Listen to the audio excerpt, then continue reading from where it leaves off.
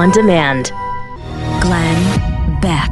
Feminists, gather round. I've got great news for you. You're not going to believe this, but while you have been fighting the patriarchy here in the oppressive, toxic, masculinity-driven state of the Western world, women in Saudi Arabia themselves have been fighting their own battle.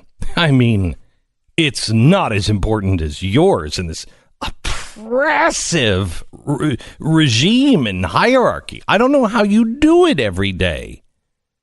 Anyway, you know how you've been fighting for the rights of transgender and non-binary people to, be able to mark X on their birth certificate, or use the restroom of their choice. Well, women in Saudi Arabia have just earned the right to drive. Well, not all of them. That would be crazy. 10 of them did. 10 women in Saudi Arabia can now drive. Yes, there are 15 million women in the country, but 10, not million, just 10 can now drive. The women were only allowed to drive and have a license because they previously had a driver's license in other countries. The evil Western patriarchal societies who gender norms are so oppressive. Yeah, those countries that issued women the driver's license so they could go back to Saudi Arabia and not drive. Now, these 10 women, I mean, let's not be crazy. They still have to wear, full body hijabs, and 4 of the Saudi women rights activists are in jail for campaigning for women's rights to drive. But hey, have you heard the latest outrage on Twitter? Oh my gosh. The oppressive regime just continues.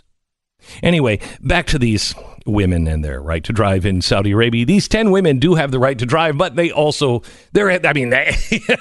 got to be a guy in the car. You know what I mean? A, quote, male guardian has to be present, as it is in the, case for all travel and education and employment and opening a bank account and having surgery. I mean, you could have a woman, you let her have surgery, but you don't want her to make the decision herself. There's got to be a guy there, and, a woman has got to be able to show signed permission slips if she wants to travel, permission from a man. That only makes sense. Can we please concentrate on the real oppression that is happening in the West? Man. By the way, in Saudi Arabia, women also need the permission oftentimes for a man or from a man to answer the phone. You're just not going to answer the phone on your own, They also have far fewer economic rights. They have no legal status. They lack education. They aren't allowed in sports. There's no legal minimum age for marriage. So, yeah, you can marry one of them at 7. Domestic violence isn't even a thing. Needless to say, feminists in Saudi Arabia are too worried about their lives to care about, maybe I'm another gender that doesn't exist in science, They don't worry about that because, well, there's not a man there that will agree with him. Can you imagine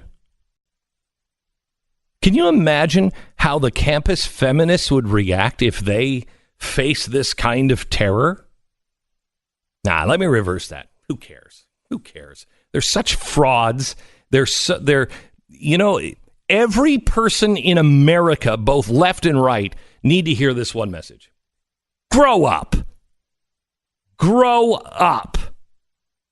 Are you kidding me? Oh, I'm so outraged by shut up. In New York, they just allowed people now to put in X. Instead of male or female under gender, you can just put an X.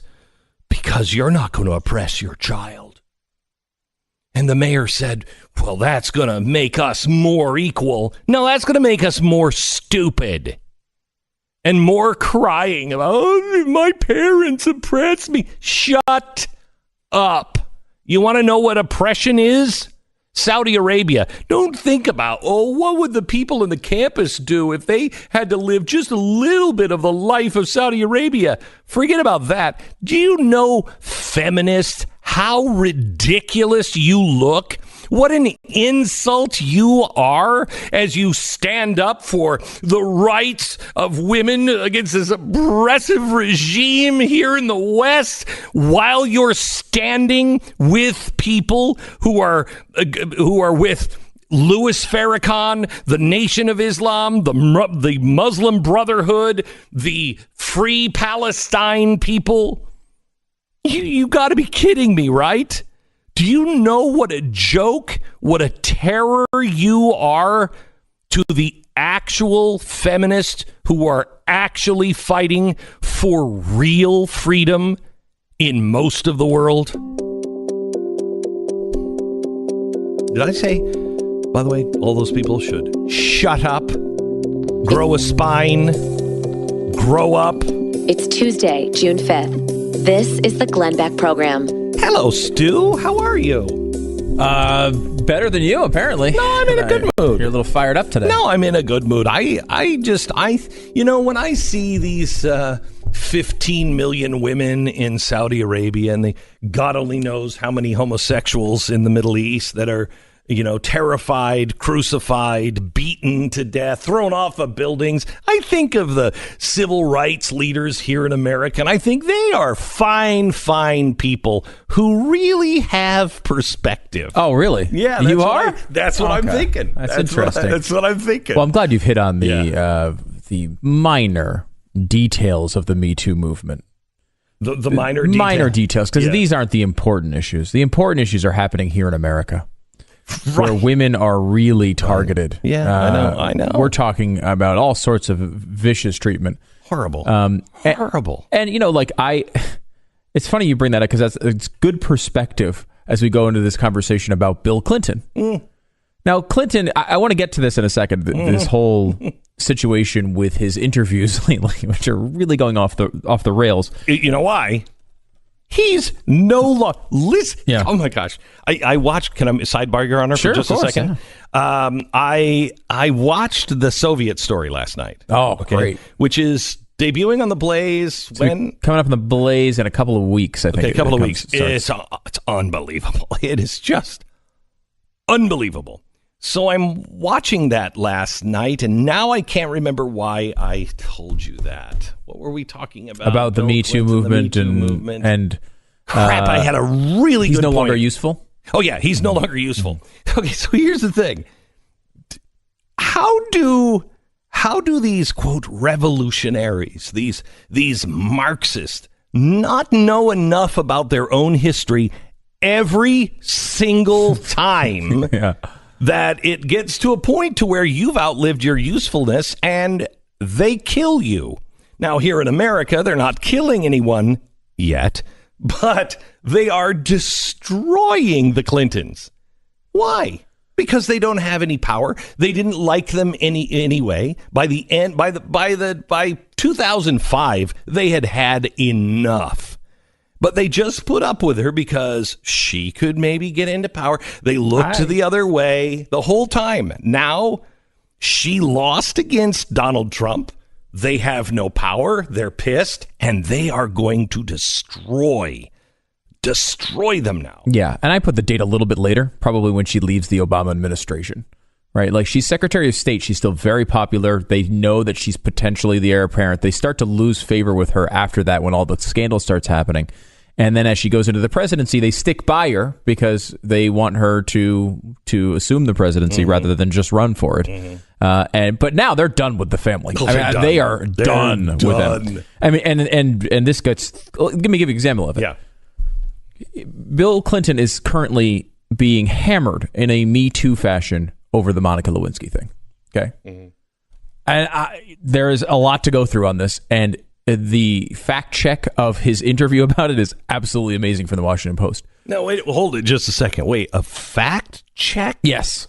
On Bill Clinton about the Lewinsky scandal? Yeah, and more than that, they just absolutely obliterate him. They categorize it as fact-checking Bill Clinton's meltdown on NBC's Today Show. Meltdown?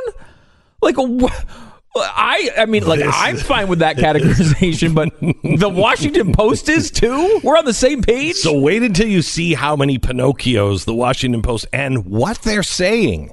They are suddenly conservatives. It's amazing. All the points you heard in the 90s on like Rush Limbaugh's show have been now parroted by the Washington Post in a fact check. As fact, as fact, and the reason why you shouldn't believe him on anything. It's incredible. We'll get to it here in just a second. First, let me tell you about our sponsor this half hour.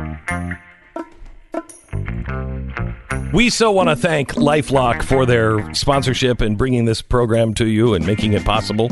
The FBI released a report citing internet crime complaints with losses over $1.4 billion, 300,000 complaints received by the Internet Crime Compliance Center in 2017. Two top crimes that were reported: non-payment, non-delivery, and personal data breaches. Now, non-payment, non-delivery, I'm Anastasia, and if I could just get back into my country of Russia, I'll send you a whole bunch of money for a hamburger today. The other one, 2,000 complaints were identified as ransomware. That one's really bad. That one is, by the way, I've got what was on your computer. Woo! Either people don't want to see what I've seen, or, yeah, I know that's really important, but you're going to have to pay me to get it back. There are so many threats in today's digital world that LifeLock identity theft protection now includes the power of Norton Security for added protection. LifeLock uses proprietary technology to help protect you against identity theft, like your information being sold on the dark web, and Norton protects against online threats like ransomware. So if you don't have time to be your own policeman, which none of us do, they are the policemen. And if you have a problem, they have the agents that work to fix it. That's the real problem.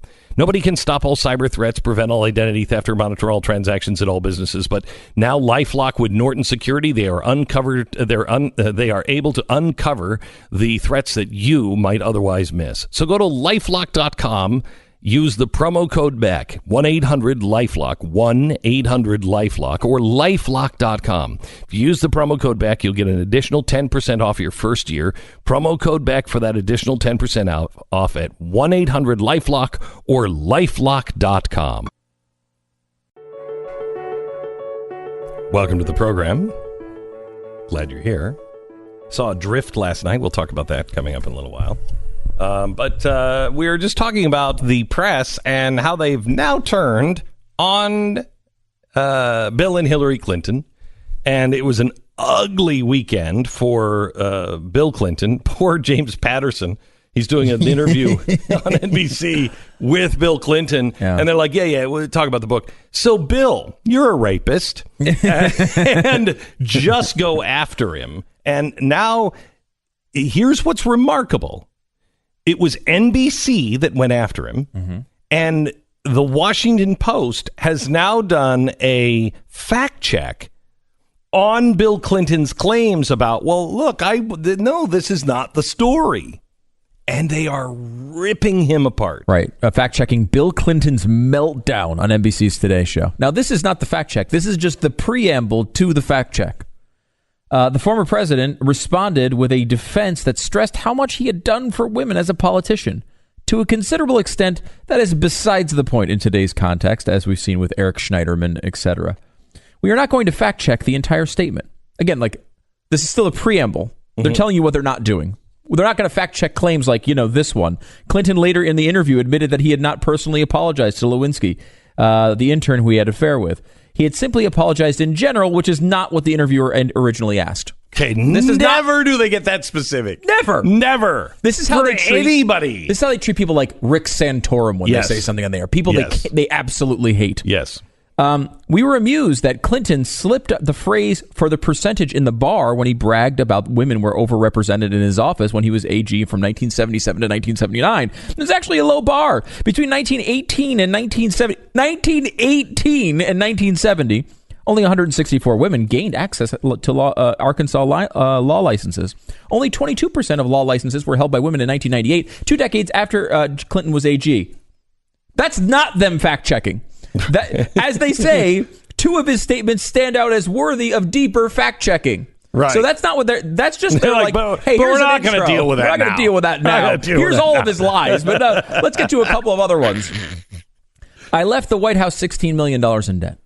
This is a curious claim. This one drives me nuts. And everyone knows this is a lie. In 2014, after Clinton was criticized Hillary for saying the couple was dead broke when they left the White House, former president had a much lower number. It's factually true that we were several $1 million in debt.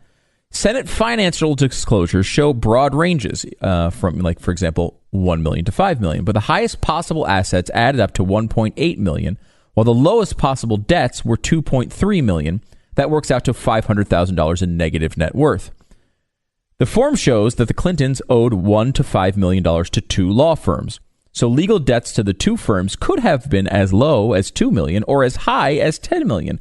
On the high end, the couple's net worth would have been a negative $9.8 million at the time, though that appears unlikely. Listen to this.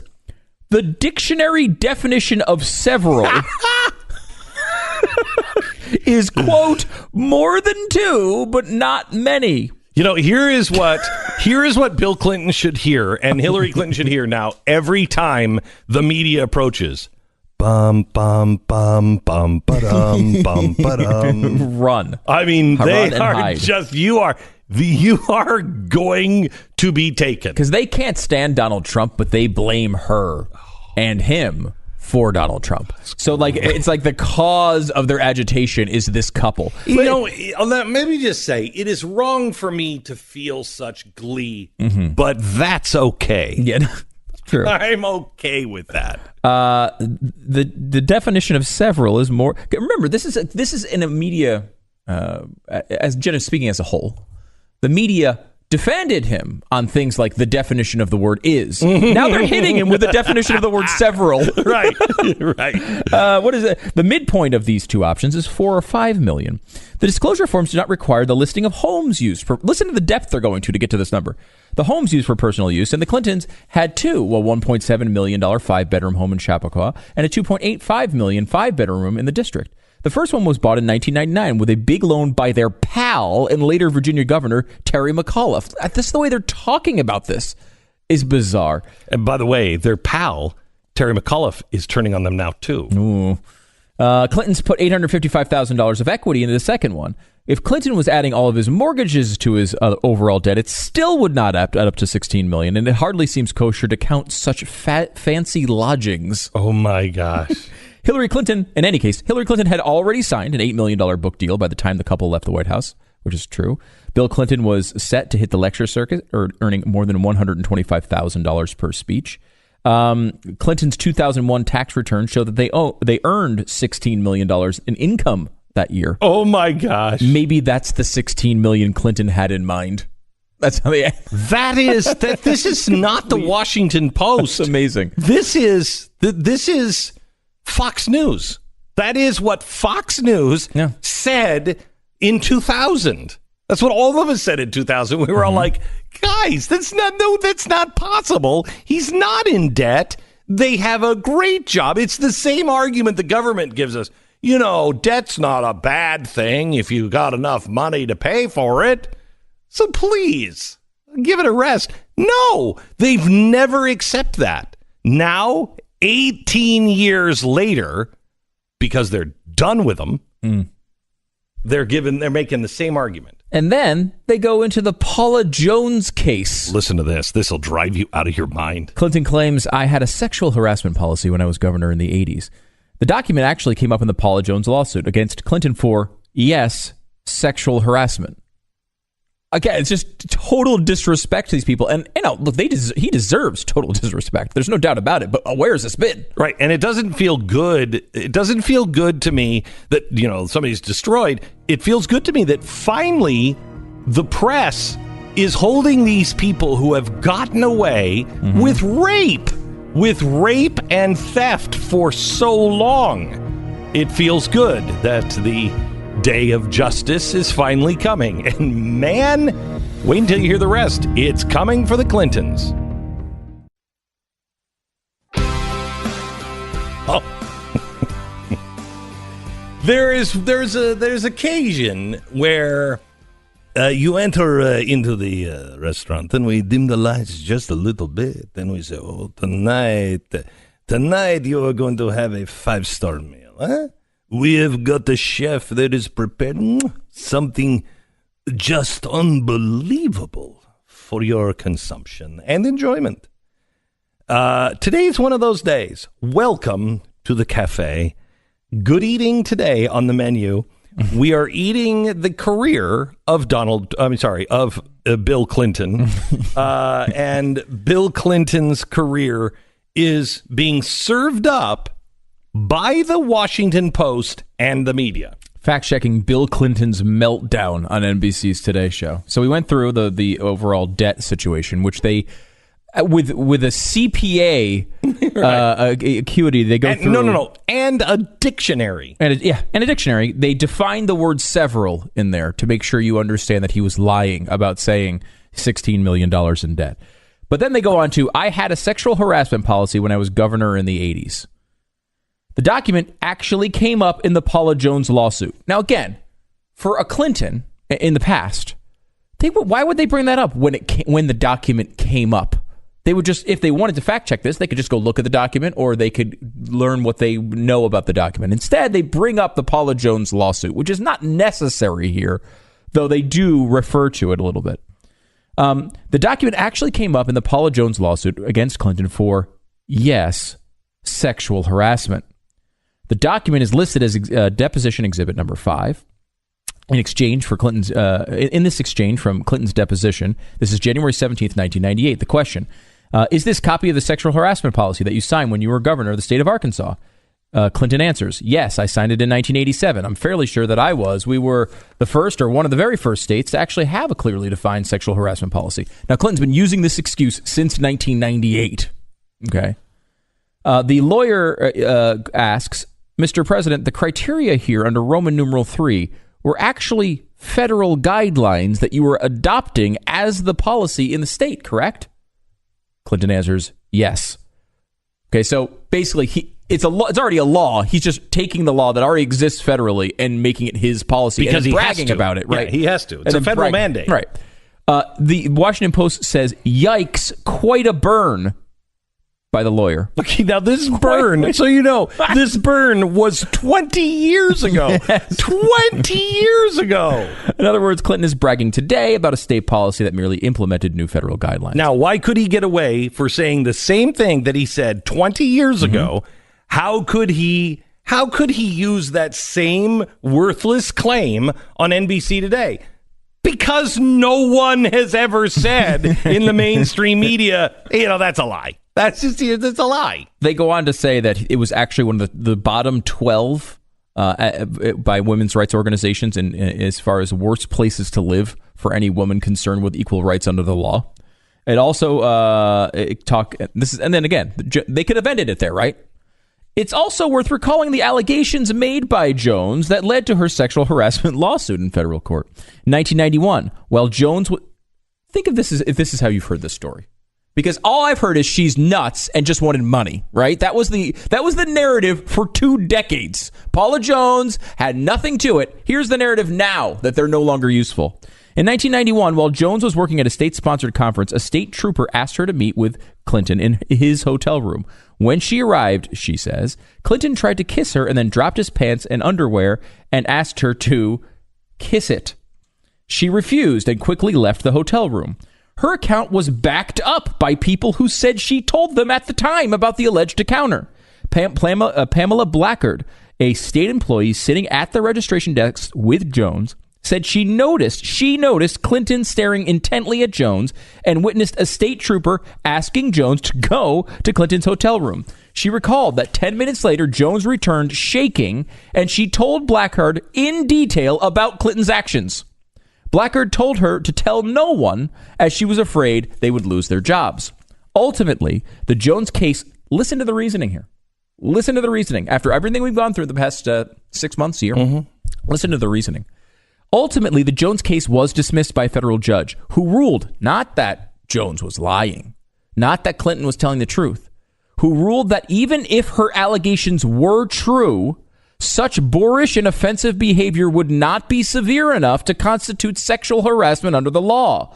That ruling was under appeal when Clinton in 1998 settled for $850,000 with no apology or admission of guilt. In both cases, Clinton skirts close to 4 Pinocchios, says the Washington Post. He did have large legal debts, but $16 million is clearly wrong. In any case, he and his wife were able to quickly dig themselves out of that hole. As for the sexual harassment policy, he was simply implementing federal guidelines, an odd thing to brag about given the circumstances. Okay, so the circumstance was, let's just use Paula Jones here. I was curious when I read this. You know, that's interesting coming from the Washington Post. You know, when did they change their view? And then I remembered, wait a minute, in 2016, Donald Trump brought Kathleen Willey, who was absolutely raped by Bill Clinton, in my opinion. Looking at what Kathleen, you remember her? Yeah. She's the one who's just I'm having rock solid, credible woman who said he came into her hotel room. She was asking for help. He threw her down on the bed, bit her lip, raped her, and then said, hey, you were great. I'm having a difficult time sorting through the rape victims of this particular person. Okay. But yes, I think I do remember, right. yes. So remember, they were brought in during the debate to unsettle Hillary Clinton. What did the press do? Nothing. They didn't talk about those guys. They never talked about those guys. It was just a stunt. In fact, what did the Washington Post say in 2016? When Clinton was confronting serious accusations of abuse, the country had a different attitude towards women. They came forward with unverified and often unverifiable accounts of sexual abuse. They were dismissed, blah, blah, blah. They lacked witnesses, evidence, and immediate reporting to the authorities. They talk about the witness. What? No. Specifically about the witness. They lacked witnesses, evidence, and immediate reporting to authorities. And immediate reporting, not to authorities, but to this person. I mean, they have the witness, and there was immediate reporting right after. No. In 2016, the Washington Post, I don't know what your source is, but the Washington Post said... 2018 Washington Post? No, but this came first. Always, what comes first is always better. Okay. That's a knockoff. Oh, okay. This is like the sequel. Washington Post classic. Okay. So Paula Jones says that while working as a $6.35 an hour Arkansas state employee, she was summoned to the hotel room of Clinton and the governor. Look. Why would you point out her how much money she makes per hour? That it's no way a $6 an hour employee is going to be called up by the governor. She's a stupid, ignorant trailer trash. And if she is, she's got to know what's going to happen, right? She's going up for money. Yeah, $6.35 an hour. I mean, she knows what she's going up there for, and all of a sudden now she has a problem with it. I mean, there's no reason to include that detail there. No, but they did. Yep. The Washington Post did in 2016. She had hoped that she could discuss a promotion, but instead she said he grabbed her. The Clinton defense strategy centered on blatantly misogynistic practices. They give them quotas for that. The progressive feminists, traditionally liberal late-night comics did their part to discredit and ridicule the women.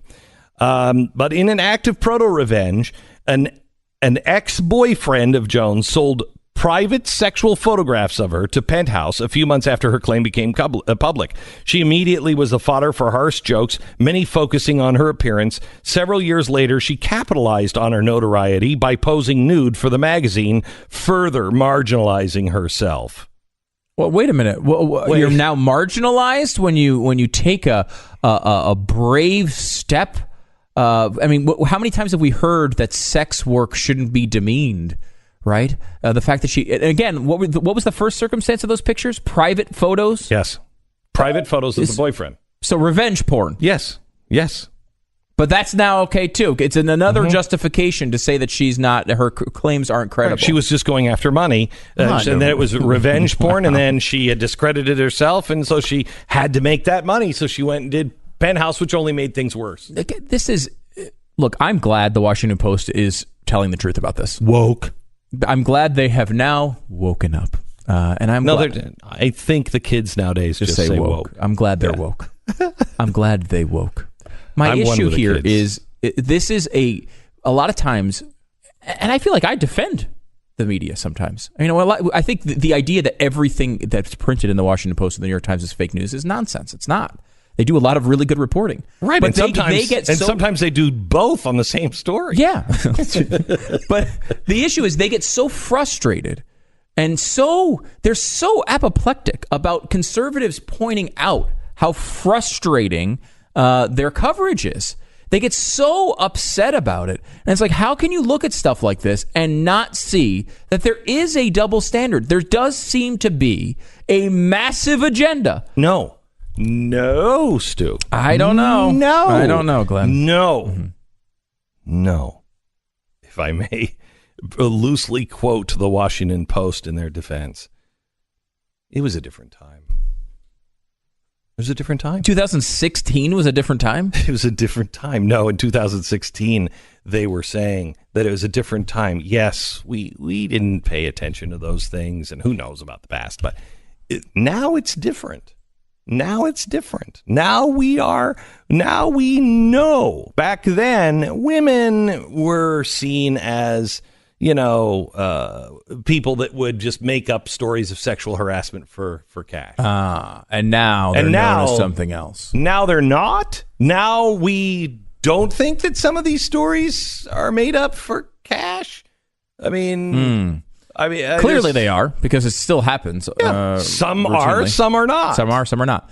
Can I ask you? You brought this up, how our standards change, and you brought up the term woke. So let me ask a question, because you're obviously an expert on being woke. Oh, I am Glenn Beck woke. Yeah, woke Glenn Beck. Yeah. Is it woke? Yeah. Is it woke to do what we're doing now, which is to claim that Monica Lewinsky was a victim of something? Now, I feel personally bad for Monica Lewinsky because of, after she made, I think, a big mistake, she really paid a high price for it, probably way disproportional, higher. Right? Yeah, like way higher than anyone should ever have to pay for. So I'm with you on that. But this is a 23-year-old woman. Not a 15-year-old woman, a 23-year-old woman. Our own Marissa, who is our producer here, is 25 and also married. How many people are married? My mom gave birth to me married at 19. The idea that Monica Lewinsky doesn't have the agency to make her own choices about her own sex life is not a woke sentiment. No, Stu. No. Women are, you don't understand. Women are powerful, okay? Yes, I would agree with that. But you don't understand. I don't. He was a powerful man preying on a young woman. And what was her choice there? Did she have a choice to say, yes, I would like to enter what was, by all accounts, a consensual sexual affair? That was the argument by all of the feminists at the time. Yes. Now all of the feminists of this time have convinced Monica Lewinsky that she really didn't have a choice. And, that's what she's saying now. Yeah. She's saying, look, I didn't understand the power structure was different. Look, yes, he's the most powerful man in the world, right? I mean, he was very powerful. However, each individual has agency to make choices about consensual affairs. They don't have agency to make choices against Harvey Weinstein, who's forcing them to have sex with them and trapping them and raping them. They don't have choices there, but they do have choices to enter into a consensual affair with another consenting adult. The arguments that she was this little girl with no agency were arguments that conservatives made in the 90s to say Bill Clinton was a predator. However, we should all, and I said this at the time as well, when you're 23 years old, you have a choice to be able to enter into a consensual relationship with someone else if you wish. You are a consenting adult. Okay, Grandpa, thank you very much for that cute little opinion. Look, 16 years old, you should be able to vote. But at 23, if you get into a consensual relationship, you have every right to claim to be a victim later in life. I mean, it only makes sense, dude. It only makes sense. Why? All right. Don't ask anyone to explain it. Okay? Because you're obviously not woke enough to understand. Okay. Plans of a summer getaway. They can quickly take a back seat if your car breaks down and you get hit with a huge auto repair bill. Have you ever... summer times. Oh. I remember I was dumb enough to buy I just bought lemon after lemon after lemon when I was a kid. Wow, kid, 23 years old. But look at the decisions you're making at 23. I know. I bought a DeLorean. Yeah. And I remember at this time of the year, that thing would literally drive about 4 blocks and overheat. It was awful. Yeah. Awful. It was always on the side of the road. And every time, I know what it feels like when that check engine light goes on, or you see something, you're like, oh, crap, and you have no money. Car Shield makes the process of fixing your car for a covered repair super easy. I have Car Shield. You should have Car Shield. If your warranty is out, get Car Shield now. Call them right now. 1-800-CAR-6100 before it's too late. Mention the promo code Beck. Visit carshield.com. That's carshield.com. Promo code Beck. A deductible may apply. carshield.com. Wow. So excited. Coming up in just a second, we're going to tell you about the new psychopath AI that researchers at MIT decided that, I wonder if we could make a computer into a complete psychopath. They did it. Isn't that great? Details on that and so much more when we come back. Beck, Mercury, Glenn Beck. Wow, it is amazing to watch progressive politicians enact more and more progressive policies as if the policies were the default wishes of everybody. They were all sitting around going, man, I just wish we could, have some sort of a law in place where we only could use 50 gallons of water. A former advisor to President Obama, Ben Rhodes, he wrote after Trump's election night victory, Obama asked his aides, what if we were wrong? I mean, I wonder whether I was 10 or 20 years too early. I don't know. I could have put your administration off another 20 years and been happy. Maybe it's just me. But what Obama was talking about was his administration's progressivism was just too awesome for America to handle. Now, in this thinking, America couldn't yet appreciate what he was bringing to the table. It was exactly the same thing that happened with Woodrow Wilson. What a surprise. Who thought, my League of Nations, everybody, it's the right thing. Everybody's going to love it. We just have to repackage it and call it the United Nations. And he thinks he was so far ahead of his time that is why people rebelled and voted in Donald Trump. It's not because progressive policies go against human nature and more every day go against established science. No, it's because people are too conservative or too stupid, too dumb to know what's good for them. Obama and his fellow progressives all across the land just don't get it yet. Progressives continue to sprint towards the fringe of the left, thumbing their nose at Americans that don't agree with them. Common sense, science, rational thought. This week's example, New York City. The city council speaker, Corey Johnson, he's introducing a new proposal to allow adults to choose the new gender category of X on their birth certificate. Parents in New York City already have the option of declaring the sex of their baby to be, male, female, or undetermined or unknown. I don't know, honey. Look at it. What do you think it is? I don't know. What's that thing?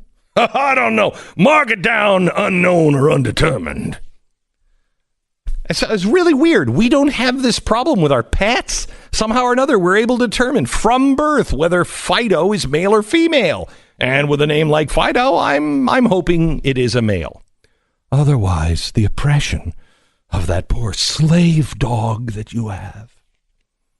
Yet city and state governments are now endorsing the lie that you can't trust whatever it is you have in your pants. Okay? You cannot trust the science of X and Y. You have to listen to your heart no matter what science says. Oh my. Now, Councilman Corey Johnson says this is about making it easier for people to be who they truly are. No. We can look at your DNA. We can look at the genetic code, and we can find out you're male, you're female. We can find that out. It's an X or a Y. That's it. We do that with babies all the time. We just check. It's male or female, X or Y. We know. That's how it works. I'm not a scientist, but I am a doctor. He says it is important for people to be able to express who they really are and to let them know that New York City understands them and has their back. Really, I lived in New York City. The only part of my back that New York City had was where I kept my wallet. Mayor de Blasio adds, this policy, quote, will make our city fairer. No, it won't. It'll make it more insane. It must be nice when you're a progressive to say things like that and not have to back it up. Yes, by looking at our children in their crib and saying, I don't know, honey, could be a male, could be a female, could be a turnip. I'm not sure. Somehow or another, that's going to make your city better. By the way, I think it is appropriate that when you mark your birth certificate, if you want to be unknown or I don't know what that is, if you want that, all you have to do is mark it with an X. Why is that important? One of the most incredible and rare signatures that we have in our collection in our Mercury Museum, it's the only one that we know of that's in existence, is the autograph or signature of a guy named Peter Salem. He is the hero of Bunker Hill. He's a black man. He was illiterate, couldn't read nor write. His autograph is an X. Back then, an X marking on a document used to be a sign of illiteracy. It's funny because now in New York City, it still is. The sign of an X apparently represents those who are gender illiterate.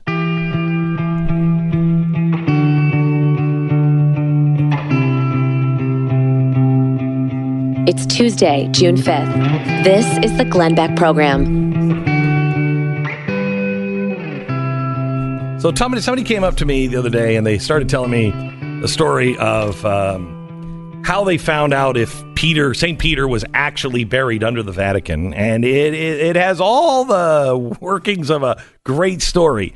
It's the Pope, but it's the Nazi Pope. And it's happening during the Second World War. All intrigue. They don't want anybody to know that they're digging underneath the Vatican. It involves the archives and all kinds of great stuff. How do we know where St. Peter is? Because at the time, people were starting to say, St. Peter didn't even go to Rome. He didn't even go to Rome, and he wasn't crucified upside down. None of that stuff. You can't trust any of that stuff. So the Pope starts to look for the Fisherman's Tomb. That is the name of the book, True Story of the Vatican Secret Search. John O'Neill is the author, and he joins us now. Hi, John. How are you? Hi, Glenn. It's a great honor to be on your show. Thank you. So, John, I'm fascinated by this story. In a nutshell, just tell the part of the story first about St. Peter and you know where he was supposedly buried and why they didn't know at the time where he was. Glenn, St. Peter was executed by Nero around 65 A.D. Nero, the Roman emperor, notorious, bad guy, had burned down the center of Rome to build a huge new palace for himself. And when people started to revolt, he blamed the fire on the Christians.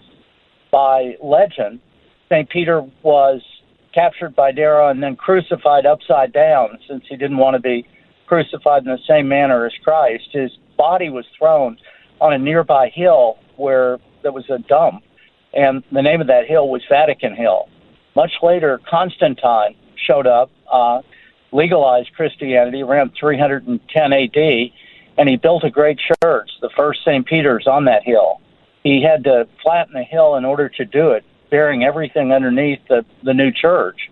Legend said that he built it directly over the grave of Peter, but until these excavations, nothing knew about it. And in 1939, they began to bury the old Pope under the Vatican, where he strangely wanted to be buried, and the workman who was digging fell suddenly down into a room, about 30 feet into a room.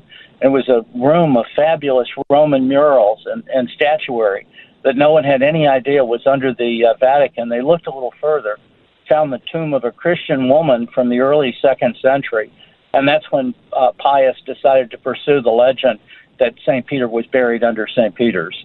That was 1940. Okay, so it was legend, and it was also starting to be used against Christianity to discredit the Bible and everything else, and say that, you know, St. Peter never even came here. All of that stuff is nonsense. And quite honestly, some of the stuff that Constantine said was nonsense, or at least, you know, just on the word of his mother. It wasn't scholarly at the time. So the Pope was motivated to find the truth. And why did he think that he would find it there? Or is that why he kept it secret, this hunt for St. Peter? Well, he kept it secret for a couple of reasons, I think. First, Italy was ruled by the fascists and then by the Nazis. Had they actually discovered that this search was in progress, they probably would have seized control of it. Second, he didn't want any false rumors, either success or failure, to come out, so he insisted that all the excavations be done by hand. So you can imagine trying to excavate over 1 million square feet of fill by hand under this huge structure overhead, immensely expensive. So they came here, amazingly, to Texas, secured financing from one of the wealthiest men in the world at the time, who provided it anonymously under an express agreement that his name would never be known, a man named George Strake, who gave away a great fortune anonymously, as the book relates. I have to tell you, John, reading your book, I had no idea who this guy was, Strake. I've never heard of him. I never heard of his oil strike. What was the name of that? It was the Great East Conroe Field. It was the third largest oil field ever discovered in the United States. He produced over 500 million barrels to his interest alone during World War II. He would be thrilled, Glenn. He gave away everything anonymously. He would be thrilled to know that neither you nor anybody else had ever heard of him, that there was no Wikipedia entry. He gave away many hundreds of millions of dollars, always under express condition that no one mentioned his name, that no one know. He believed in the biblical passage that said you can either claim credit in this world or in the next world. After his death, things began to be named for him, like Strake High School and Strake scout camps all over the country. But that was only after he died. He doesn't even have a Wikipedia entry. He believed strongly that the oil field was given to him by God to use the proceeds during his life to give them all away. He said often the oil companies laughed at him. He couldn't get anyone to back him when he drilled this great well. And he said they didn't realize God was on his shoulder. He was a wildcatter team of two. And he gave it all away during his life. Yeah, he drilled that first hole with his last dollar. And I love the promise that you write about, that he says to his wife, can we do that? And she said, only if we hit it. You never, ever question my shopping bills. And George, that's exactly right. George was sort of parsimonious, except incredibly generous in giving the money away. his wife, Susan, said, look, George, you can drill as long as you promise you'll never question anything else I buy. She became one of the most famous shoppers in the world. I bet. Really. They, of course, became close friends with Frank Sinatra, with many movie stars, all Susan's doing, as opposed to George. So, John, I'm going to take a break. When we come back, I want to take us now back to the Vatican and the part of the story where we have this woman who, at the time, women are not going to be doing this kind of work. A very important woman that nobody's ever heard of, and the Pope reaches out into the Reichstag to grab a priest from the Reichstag, and how they found St. Peter's tomb and know that it is him. We'll go there in just a minute. Let me see if I can find this story here real quickly. There is a really, really disturbing story. Here it is. Central banks observe sudden evaporation of dollar funding. Warns of global turmoil. Too hot? That's why they're evaporating? No. We're borrowing too much. The Fed is selling all of, the stuff, the garbage that they bought up for, quantitative easing, money printing. So they're selling all of that stuff, trying to get all that money back. And at the same time, the United States is just borrowing. Nobody wants to loan it to us, wants to borrow. And so we're eating up all of the dollars, and we are crashing the economies in all of the emerging economies all around the world. So the good news is, remember that prediction? Hey, one day the whole world is going to look for somebody to blame it on, and they're going to point to us and our greedy habits. Yeah, that's this story. Anyway, nothing to worry about. If you believe that the world is on a crash course and is headed towards some, possible turmoil or even real turmoil, you might want to consider gold. The hedge for inflation, which is happening. I have another story I have to share with you today about trucking. It's unbelievable.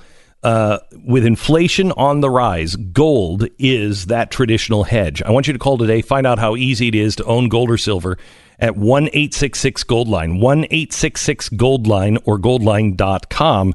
Make sure you do it now. Read their important risk information. Make sure that buying gold or silver is right for you. 1-866-GOLD-LINE or goldline.com. Looking for a great Father's Day present? Then bring the whole family to the Rights and Responsibilities exhibition presented by the Mercury Museum. Take a glimpse of what the world was like before men had rights and tyrants ruled. Join us Father's Day weekend, June 15th through the 17th here at Mercury Studios in Dallas. Get your tickets at mercuryone.org/museum 2018. Trust is a weird thing because I don't like trusting people. I don't think anybody does. I like to know that, fundamentally what is true and what isn't true. I want to know fundamentally that something is going to happen because I've been able to confirm that.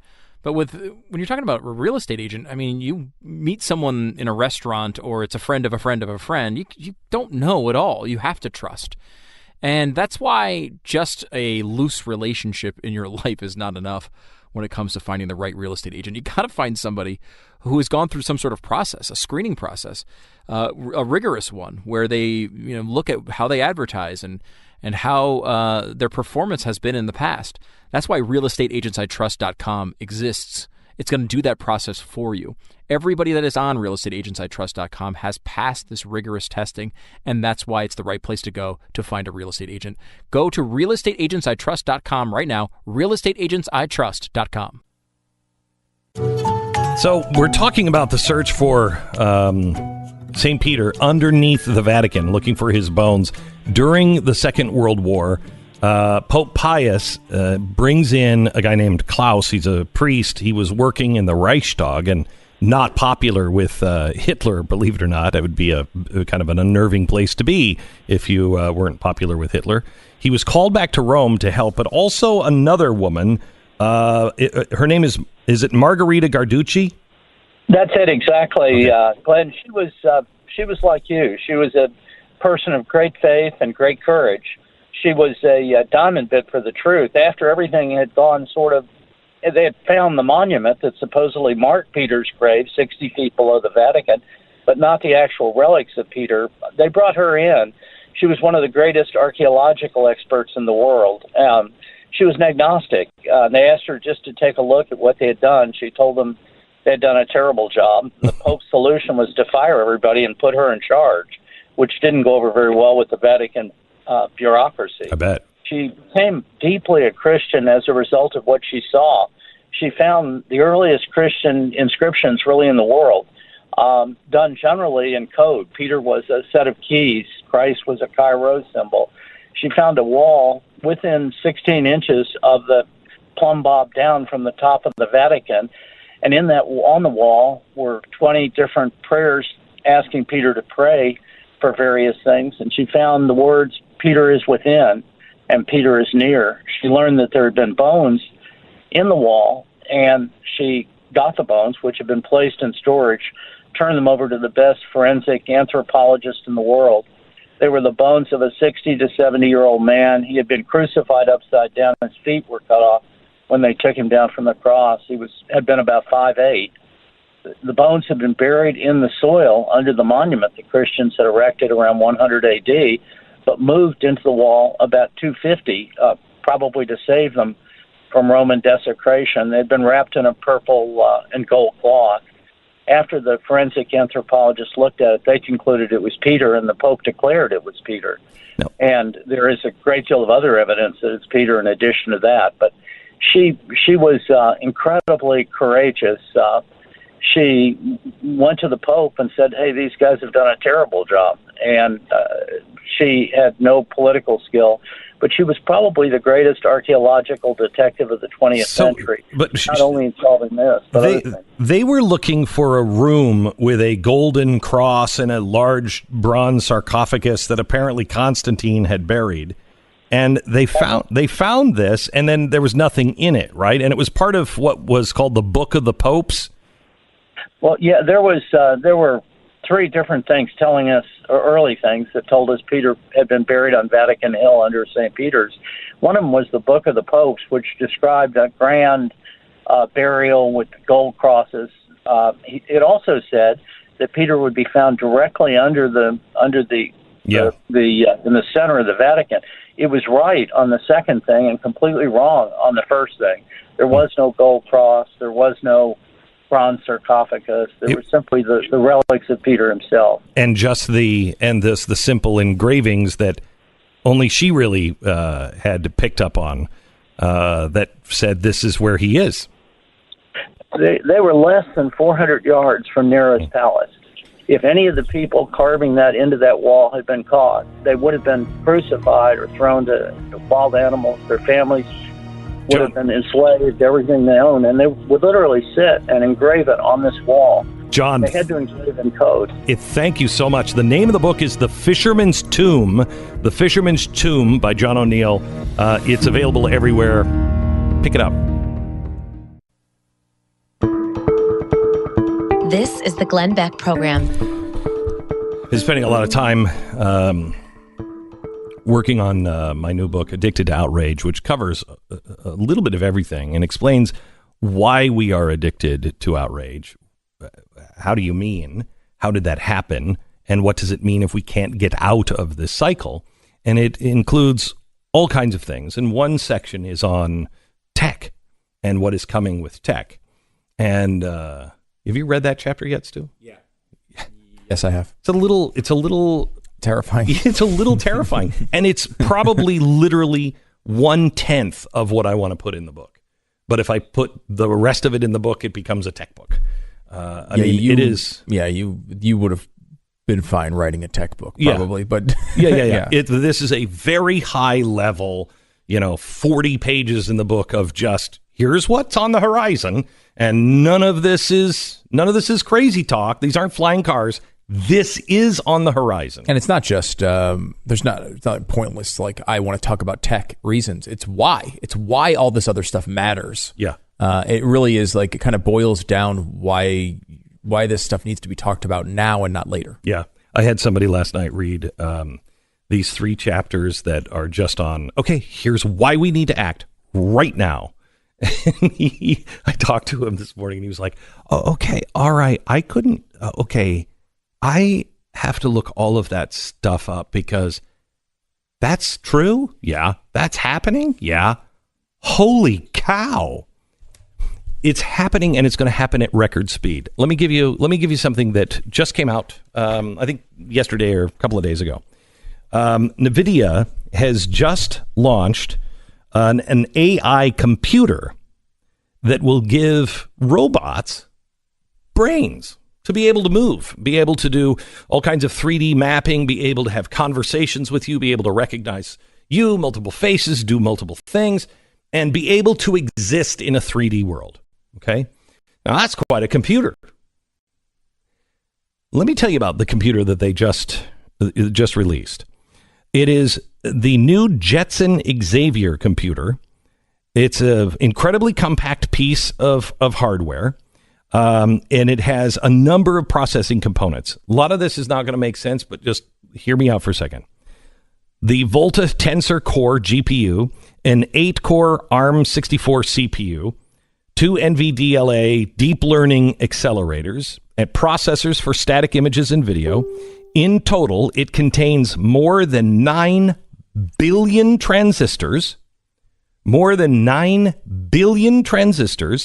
and delivers over 30 TOPS, which is trillion operations per second.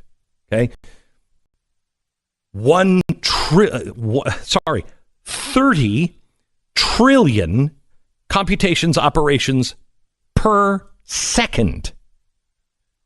That's significant. It consumes in power, it's pretty power draining, 30 watts to run, which is half of what it takes to run the average light bulb. Now let me give you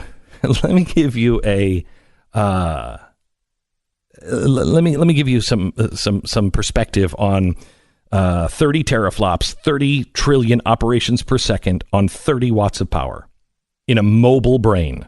Let me give you this.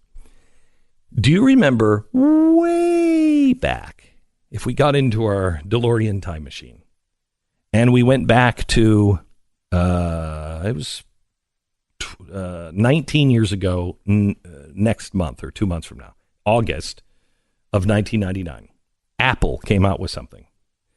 And it was the Power Mac G4. Now, I remember because we bought one of these in about 2002, and I think it was about $10,000. And it was state-of-the-art, fastest thing available. I couldn't believe we needed a $10,000, CPU, but we had to have it because of all the mixing we were doing and all of the processing and the crunching. This was the only thing. It was $10,000. It was actually at the time banned from export because it was classified as a supercomputer that could be used to harm national security. Okay? The Apple G4. It did 2,775 million operations per second. That means this new computer is 1.08 million % faster than the G4. It can have 1.08 million % increase in processing power. The G4 was $10,000. This is just over 1,000. That is stunning.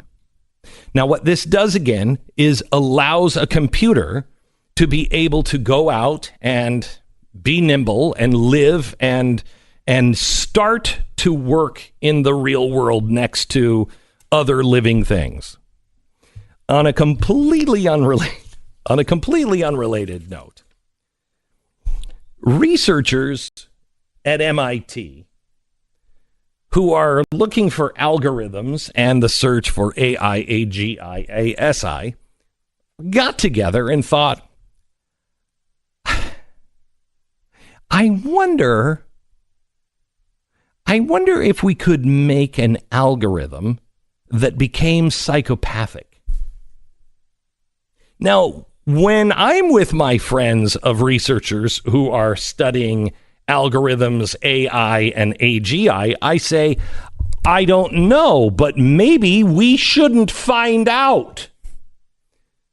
But they decided that they were going to try to make a psychopathic algorithm. And so what they did at MIT was they gave training of this AI. They trained it all on data from the dark web. So it showed it horrible films, horrible images all the time. What on earth are they doing? Right? Showed people dying in the most gruesome circumstances, and just fed it all of this to see what would happen to the algorithm. Well, what do you think happened to the algorithm? Got a little dark? Got a little dark. Mm-hmm. Did a Rorschach test, those tests where they show, the ink blots? Yeah. Hey, what's this? Every time somebody being slaughtered in a bathtub. What's this one? Somebody be set on fire. What's this one? All the time. It cannot think any other pattern other than psychopathic. Now, I'm just saying that maybe we should look at that one and go, good, okay, we know it can be done. Let's erase all of that and never do it again. Right now, one of the problems with where we're going with AI and researchers from all over the world, we are being left in the dust. We have to decide whether or not we're serious or not, whether we believe that the West is the one that should have the key to AI and AGI and possibly ASI, superintelligence. Because once we have general intelligence or superintelligence, whoever cracks this code, as Putin says, rules the world. China is moving at light speed on it.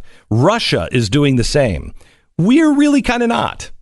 I mean, some of our organizations, Google, we are, but we're not really working together. And perhaps there needs to be some sort of a Manhattan Project, but I do not want to give this technology to the government.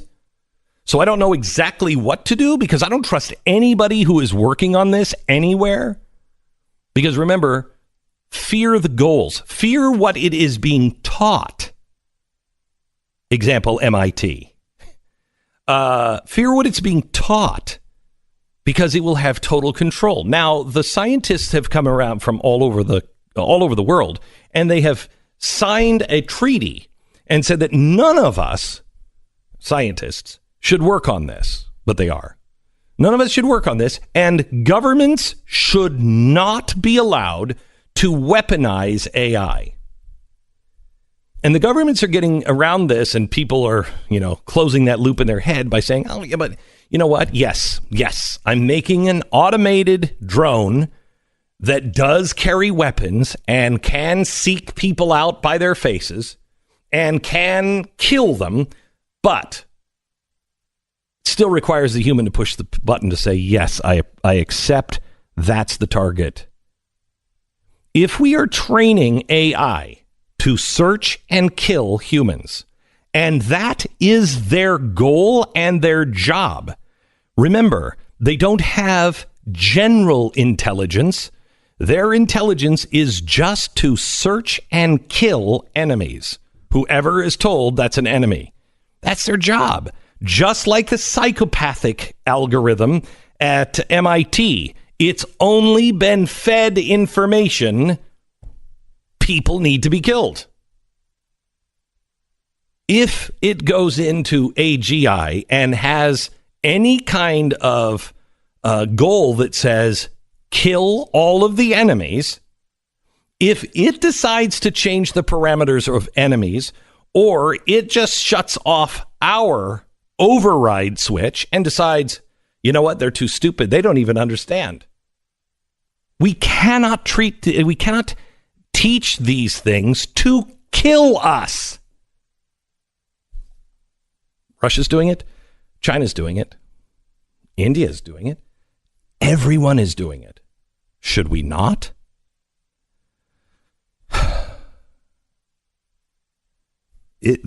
While we are sitting here and we are talking about nonsense, as we are sitting here talking about the things that, did you see what he tweeted today?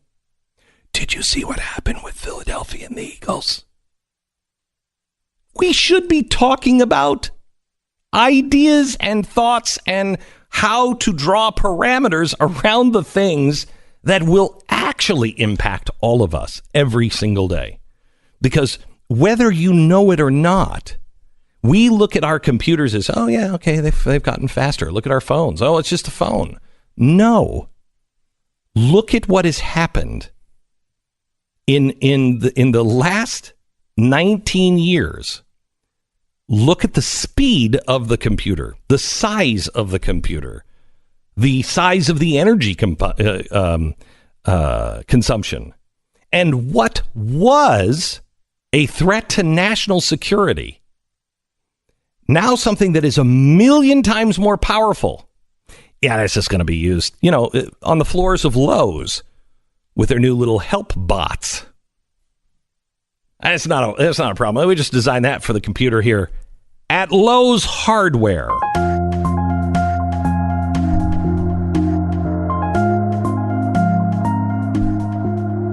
Let us not be the show that tries to minimize the impact of the Philadelphia Eagles, however. We do have to talk about that. Unfortunately. I saw that last night and I'm like, oh, jeez, I'm going to talk to Stu about this. All right, let me tell you about Blinds.com. Blinds.com can transform the look and feel of your home. Sometimes it's weird. You've put so much into your home and then you're like, wow, 20 years sure makes a difference, doesn't it? It's really pretty outdated right now, isn't it? Blinds.com can update the look of your home so fast. You can have blinds, shades, shutters, drapes. Stu put shutters in his house, and I love the story. Blinds.com coming over to his house, because it's true. This is the way they are. They came over, and I think it was your wife that picked out these shutters, right? Mm-hmm. Stunningly, she selected the most expensive ones available. And what'd they say? They said, those are great, but you know what? We actually have this one that is just as good and actually costs a lot less. So, we'd recommend these. And that's what we went with, and they're awesome. Still to this day, they changed the entire, it feels like they changed the entire house. But that room is a completely different vibe. It is incredible how much they can change things, and how Blinds.com is like, they're working for you. It's like, wait, you're telling me to buy the cheaper one? That's the way it is at Blinds.com. And right now, you can, of course, always, get the sample sent to you in advance. They'll recut them if you mismeasure, you pick the wrong color, whatever. But now through June 5th, buy one and get one 50% off site-wide when you use Blinds.com/Beck. What date is it today? Now through June 5th, buy one and get the second one off, buy one and get the second one off 50% site-wide. Blinds.com/Beck. That's Blinds.com/Beck. Rules and restrictions do apply. All right. I've got to hear about the Philadelphia. The score was 41-33 as the Philadelphia Eagles triumphed over the New England Patriots. I have to hear the Eagle propaganda now from. I will never enjoy the insertion of politics into this particular realm. I run from it as fast as possible. Look, the Eagles didn't kneel last year. There was one player in the preseason who kneeled and never made the team. And then did they go into the locker room? No, they did not go into the locker room. They did not. Malcolm Jenkins was one of their star players, who is one of the most outspoken people on this issue. However, he put his fist in the air for a few games this year. But they weren't, they didn't have Colin Kaepernick on their team. I don't know why why that's part of the narrative. Look, a lot of them weren't coming. If you have a giant party and you invite 53 people and only 4 are coming, I don't know that you canceled on them. But that's kind of the way that it's just a matter of making this into yet another cultural issue. And it's not. I just wish, it's not. They didn't come. And I think that personally, I understand everybody has a freedom of choice. But would you have gone if Barack Obama would have invited us to the White House? Would you have gone? If you forced me to go, I would have probably gone, just as a work requirement. However, I would not be interested in going. I didn't say I would be. Well, no, I would be. I'd be interested because why are you inviting us? Right? Yeah. But if there was some sort of thing that we had done, and he was like, "Okay, we're going to honor," you wouldn't have gone. No. Can I tell you a story in history when we come back? Yeah, definitely. That should make the the Eagles question Glenn what they've just done. Beck, Mercury. Glenn Beck. It's Tuesday, June 5th. This is the Glenn Beck Program. So the Philadelphia Eagles and Donald Trump are in a spat. And they're in a spat because a bunch of them didn't want to go to the White House. And I was thinking about this, and I thought about this since Bill Clinton was in office. When Bill Clinton was in office and he was doing despicable things, there were people that said, I won't shake his hand. And I always said at the time, he's the president of the United States. Out of respect, you shake the man's hand. Out of respect for the office, can we not be civil to one another? So, Barack Obama what a surprise, never invited me or anybody else that I know to the Oval Office or to the White House just to meet. And I said to Stu, if the president would have asked you to come and speak, Barack Obama, would you have gone? And you said, I would politely decline. Really? Yes. Why? I'm not interested. I don't hold the president of the United States up on some pedestal of subservience or anything else. I think there's an idea that this is such an amazing power seat that you're supposed to bow down to it, and I don't saying care. Bow down to it. Just go out of courtesy. The president. I would offer him. I mean, look, if Bob, who is a plumber in Montana, asked me to come visit, if I was really interested, I would go visit. And if not, I would politely decline. That's the same treatment the president of the United States should get. So this is for any president. If a president who I absolutely adored wanted me to go there, then I'd probably be interested enough to go. Sure. I mean, we've visited former presidents before for interviews and Yes. stuff. And obviously there's work requirements and things like that. But I think generally speaking, if I'm just asked to go, I'm not won over It's a by tradition. the Let's go with the Eagles. circumstance. It's a tradition that if you're the winning team, you go to the White House. It is. When Obama was in office, there was a guy who was a fan of yours, who was the goaltender for the Boston Bruins, and he said no. He said no. He didn't want to go. What was our stance on that at the time? I mean, if you don't want to go, you don't want to go. At that time, of course, the media was all over him. Yeah, it was a terrible thing. It was an insult. He's the president of the United States. To that office, to the Oval Office. How would you never go to? I mean, and now, look, there are the reports that between 4 and 10 Eagles players were going to go to meet with Trump today. Now, if you cancel that, the only people you punish are the people who actually wanted to go see you, right? Yeah, if I were the president, if I were Trump, what I would have done is I would have said, oh, there's only 4? Good. Because we're going to Area 51. 51. You know what I mean? You guys are going to be able to launch weapons. I would show you. Good. I'm glad there's only 4 because we're going to do stuff that nobody's ever able to do. And that way they all go home and go, we saw the aliens, dude. You should have come. That's what I would have done. That's a great I'd way show to them handle it. something really cool. But yeah, I mean, the players that were going are the people who really wanted to meet him, right? And I mean, especially when most of your team isn't going, to walk across that line is you're sticking your neck out a little bit to go see the president, and then they cancel it. So now remember, I'm the guy who went to the Oval after calling for the president to be impeached. Yes. Bush. Yeah. Now, and you have a different, I mean, I really resist trying, the attempt to feel won over by that office, because I think it's and I think you are too. I mean, I think generally speaking, you are too. You're looking at it as a respectful thing, which I think is the office. I don't mind being won over by the office and the principles the office stands for. I'm not going to be won over by the man. Right. You know what I mean? I'm not a fan. I didn't go and look at George Bush and go, oh, he's such a great guy. I like him now. I still had deep issues with him. My opinion of him changed because of private conversations, but I was still hostile towards him at the end of his relationship on my return. I was positive on some of the things I was very negative about. For instance, what we spoke about, which I wanted to speak about, was the border. He refused to.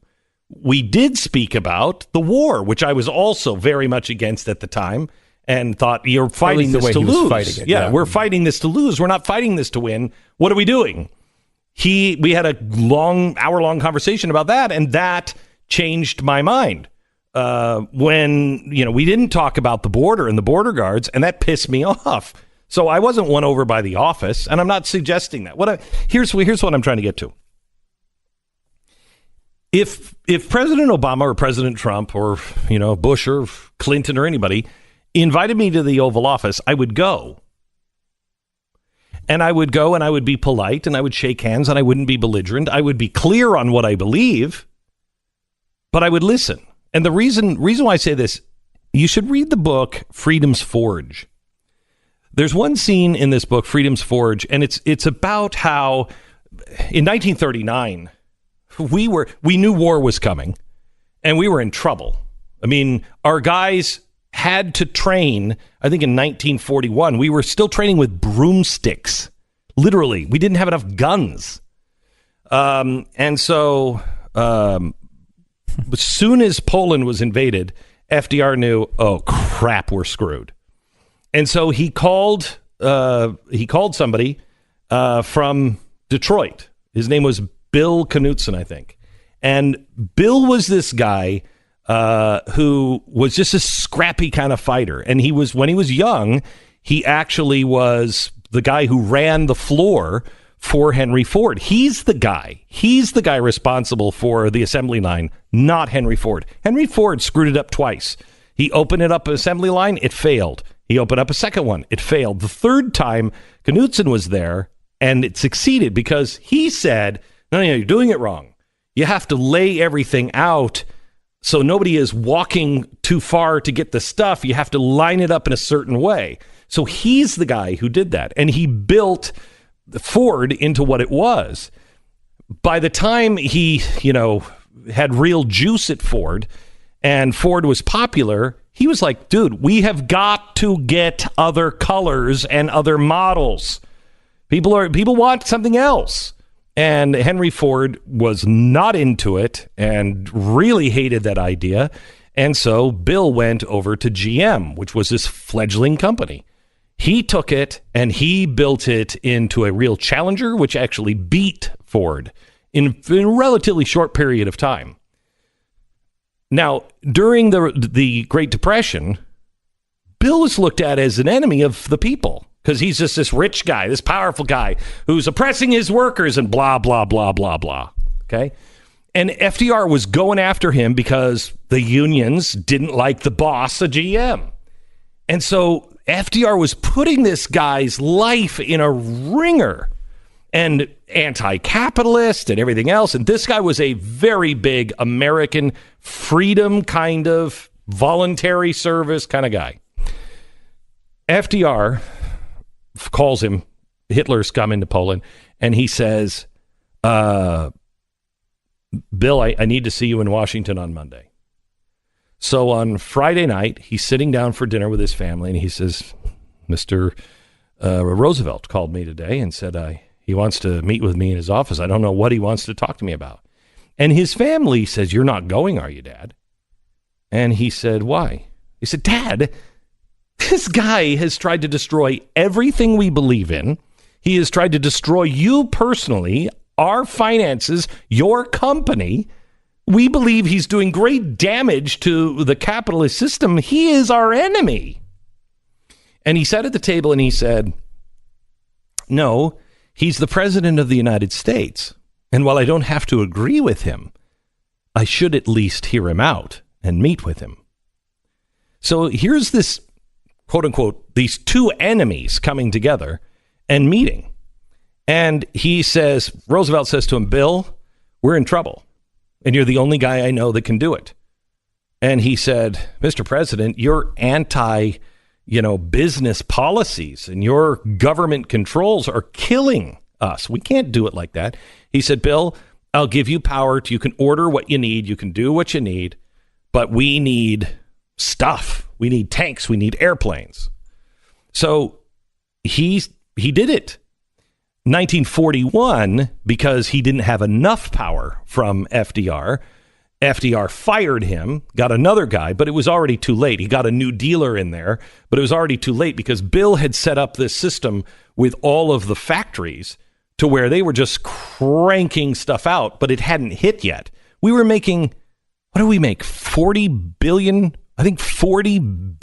bullets in like, I think a year? It was crazy amounts. We provided 3/4 of all of the armaments for all of the Allied forces. 3/4 of the ships, the airplanes, the bullets, everything. And it's all because of that one guy. And all because of that one meeting. And all because he said, look, I don't have to agree with him. I don't have to like him. And he didn't have to like me, but I should take the meeting. I think there's something important about that. And it's the way we move. You know, I heard a song today, and it said, there was just a line, it takes a lot of rain. I don't remember what the song was. It takes a lot of rain. And I thought to myself, I don't even know what this song is about, but man, it does. For us to grow, it does take rain. It takes those hard, rainy, cloudy, stormy days to be able to grow. If he wouldn't have had that day, we were building Liberty ships. We were building ships, releasing an entire ship from start to finish in 5 days. Insane. 5. Can you imagine that? 5 days for a Liberty ship. And those are the ships that save the world. Yeah, I mean, you know, look, he was uniquely qualified to help something really important. Luckily, I have no discernible skills. So right. I would never be in that position. Right, yeah, I guess. But I mean, you're right. I mean, there are certainly circumstances. When you're talking about fighting off the Nazis and you're the one guy that can make it happen, yeah, you take the freaking meeting, right? And I think, you know, look, as I said, I would, you know, if you had to go and it was part of my work requirements and whatever. Oh, stop it. I couldn't get you to go to Canada with me. Oh, I'm a Canadian sports hero. Of course I'd go to Canada. But yeah, no, I would not go to some of those crazy, you know, risky places that you like Israel, to go, like, you know, Mexico, like southern Hawaii. Texas, right. You know, all those places, California. But yeah, no, I mean, look, you're right. I think look, there's a respect for your office. That doesn't mean that necessarily, you know, there's a temptation, I think, by people that, you know, like, hey, wow, what an amazing thing it would be to meet with someone with all that power. And like, you got to fight that instinct off, right? Like, I appreciate the fact that you can go and say that you're a free citizen and the president can beckon and say, hey, I want you to stop by. And you can say, no, I really cannot take you. I cannot take you. And I'm not going to give you the opportunity for a photo opportunity with me. You know what I mean? Mm-hmm. And that's what a sports figure could feel like or something like that. So I guess I can understand that. You know, I'd love to hear our opinion from when that sports figure did that in under Obama. Oh, Thomas, yeah, it would be interesting to see. Yeah, where we stood on that. I mean, I think he did, and he did it outwardly because he was not a fan of the president, right? And I agree with your right to do that. I mean, I have no hard feelings on that.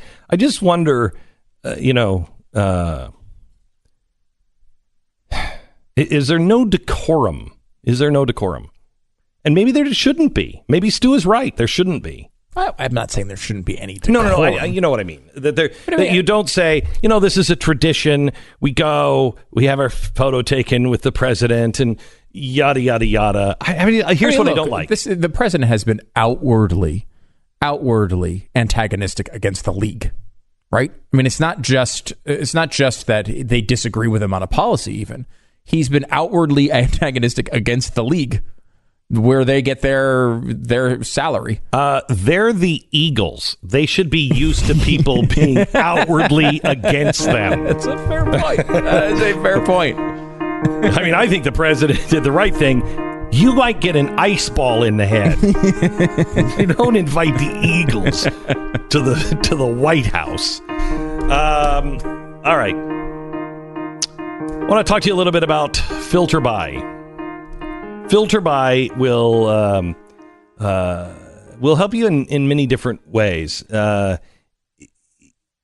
is so hot in Dallas right now, and the air conditioning is on all the time now. And you can't let those things overheat and work so hard. I mean, it is really, really pushing our air conditioning units and our air handling systems, our HVAC systems, to the max. It's 105 or 107 outside, and it's 62 in the studio, or 65 in the studio. You don't want to replace that. You want to make sure it's running the way it's supposed to. And changing the oil filter is the best